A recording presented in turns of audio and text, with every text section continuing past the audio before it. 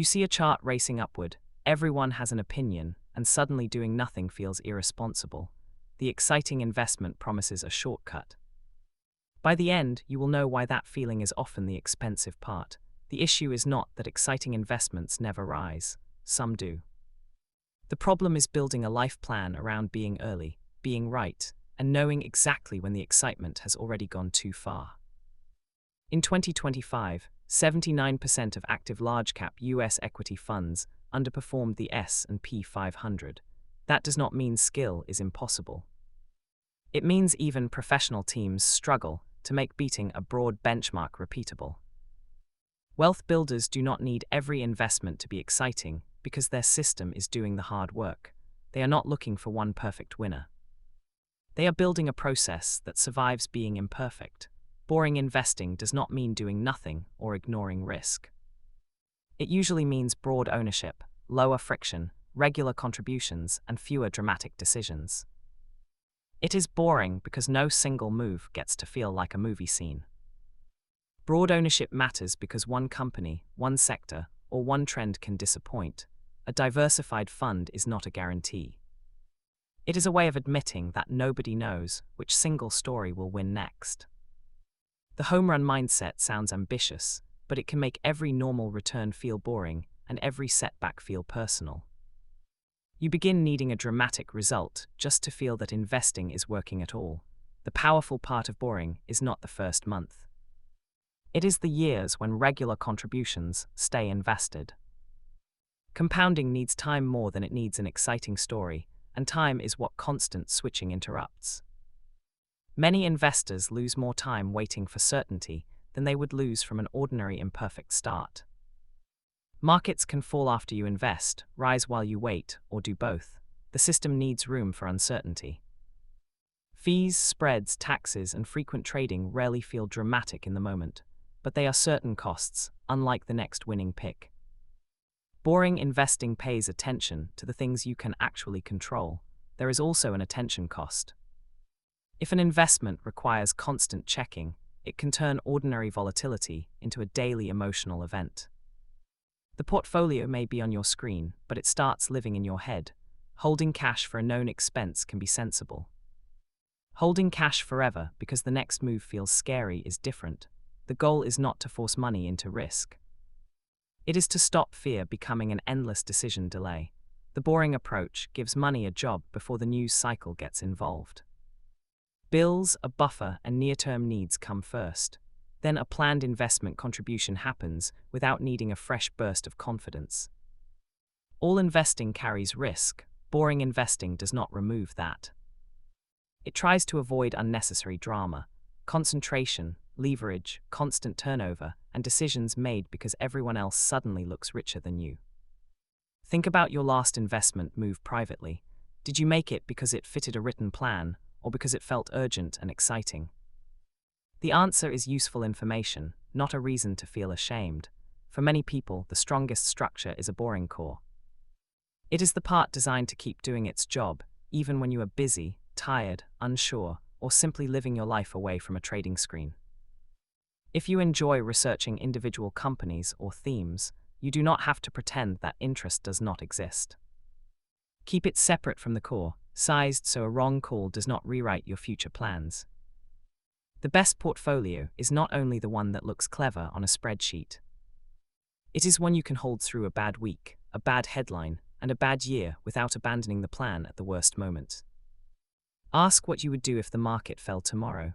If the honest answer is panic, the problem may not be your courage. It may be that your risk level, cash buffer, or concentration is asking too much of you. This is why a cash buffer and investing plan belong together. Money needed soon should not be forced to ride out market swings. The buffer protects the portfolio from becoming the emergency fund by accident.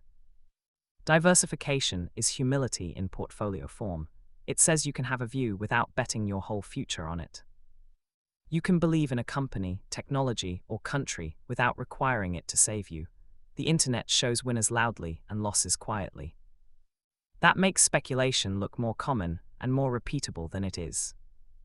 A boring plan can feel slow beside those stories because it is not designed to perform for an audience. excitement adds friction in strange ways. It makes you research under pressure, compare yourself with strangers, and react before you have decided what a loss would mean. A written system removes decisions when emotions are loudest. The biggest cost is often not picking the wrong investment. It is selling a reasonable long-term investment during a frightening moment because your plan never gave you enough cash, diversification, or confidence to stay put. A review should answer useful questions. Has my goal changed? Is my contribution still realistic? And is the risk still something I can hold? It should not become a ritual for chasing whichever story won last month. This is the advantage people miss. When your core plan is boring enough to leave alone, your energy is available for the parts of life where you actually have more influence: work, health, relationships, and earning skills. The chase path asks you to keep proving you are right. The system path asks you to stay consistent. Neither path removes uncertainty, but only one is built around the fact that uncertainty will always be there. Write a boring rule before the next hot tip appears. Make it short enough to use. Keep the core diversified, contribute on schedule, and do not change direction because a headline makes patience look foolish. Regular contributions are useful because they remove the pressure to predict every entry point. You are not claiming today is perfect. You are deciding that your long-term plan deserves a place in ordinary months too. Reviewing a plan is different from reacting to every movement. A scheduled rebalance can bring a portfolio back toward its intended risk level. The point is discipline, not finding a new reason to trade. For anything outside your core, use 3 questions. Do I understand it? Can I afford a serious loss? Does it fit the plan? If one answer is no, excitement is not a substitute for structure. Boring investing can buy back attention. You spend less time hunting, less time comparing, and less time recovering from an impulsive move. That does not sound thrilling, but it is a real return. Long-term investing still has painful periods. It is not a smooth upward line, and it is not guaranteed. The advantage of a boring system is that it does not need you to predict every season correctly. Your mix should fit your goals, timeline, debts, and ability to handle risk. Someone saving for a near-term need may need more safety. Someone investing for decades may make different trade-offs. Context matters. Tonight, start with the next useful step, not the perfect portfolio. Check whether you have a buffer for near-term surprises. Then write the contribution you could repeat without needing markets to make you feel brave. Set the boring part to happen automatically where that suits your circumstances. Automation does not guarantee returns. It simply gives consistency a chance to work before excitement gets another vote.